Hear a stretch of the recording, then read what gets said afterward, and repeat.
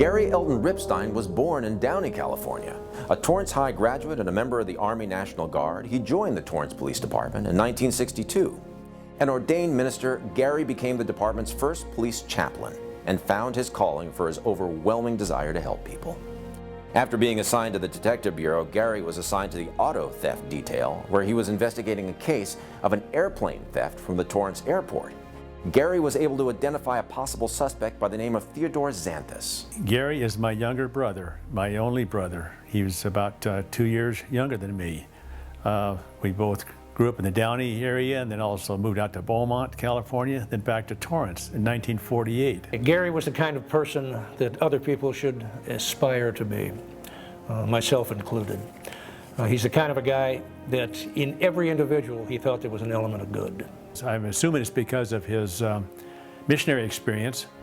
He was given and offered the opportunity to become the very first chaplain for the City of Torrance Police Department. He was an ordained Mormon minister, and he used that to his advantage a great deal, especially when he was interviewing people.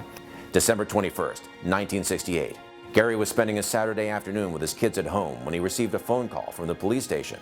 He was advised that a tip had come in as to the whereabouts of the suspect in his investigation. Being the dedicated detective that he was, Gary left his kids with a neighbor and responded to the station to meet his partner, Bob Holmes. The investigation took Holmes and Rippstein to the suspect's home in Hermosa Beach.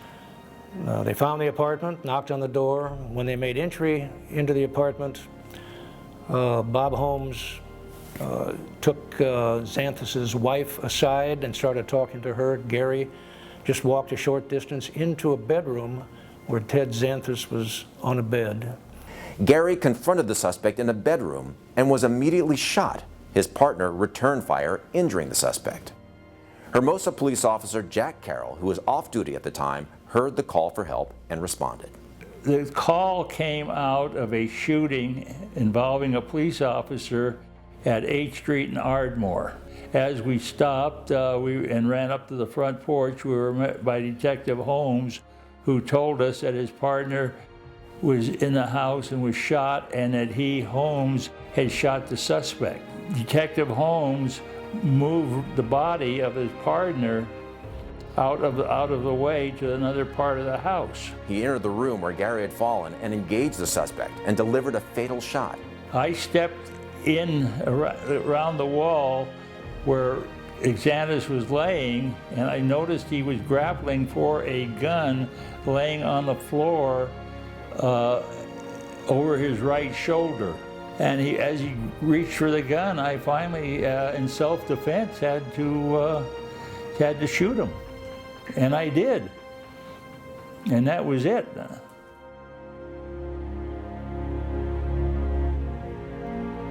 A major shock to our family and to his family as well, since he had a wife and 3 little children at home. His son was about 4 years old, his older daughter was 2, and the younger daughter was 1. So they really did not get to know their dad. I was very upset.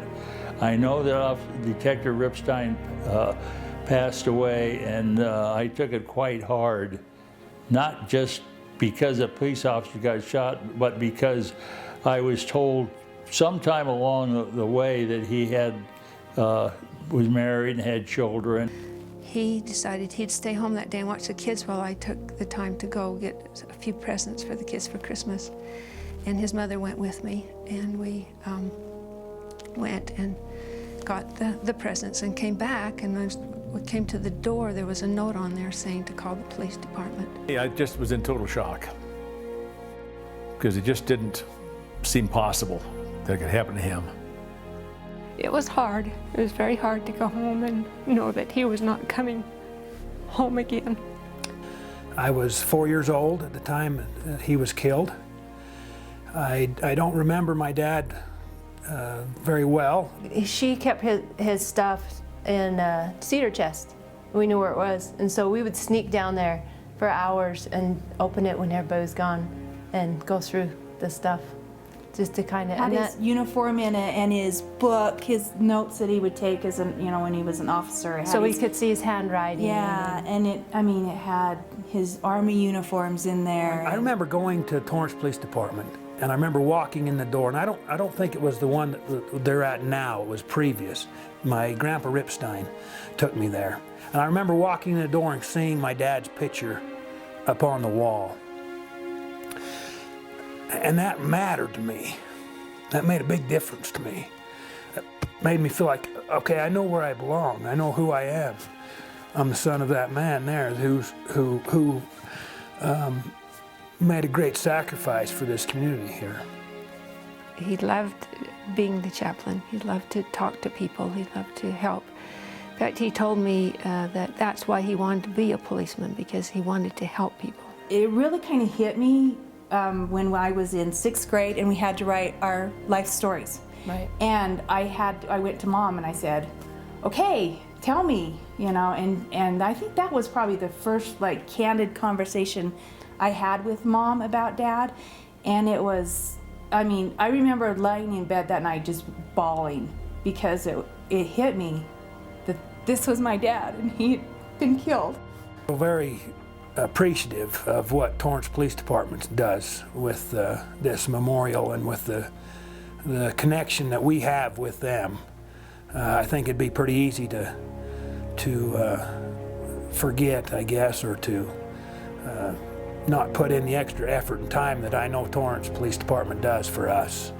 And I'm very appreciative of them because through them and through the memorial that they have so faithfully pursued and done, I have a better understanding of my dad. You know, it's really cool to think that this person who has been so special to us is remembered, and that there are people that appreciate his sacrifice and, you know, the sacrifice we made not knowing our dad. Detective Gary Elton Rippstein paid the ultimate price and was laid to rest at Green Hills Memorial Cemetery.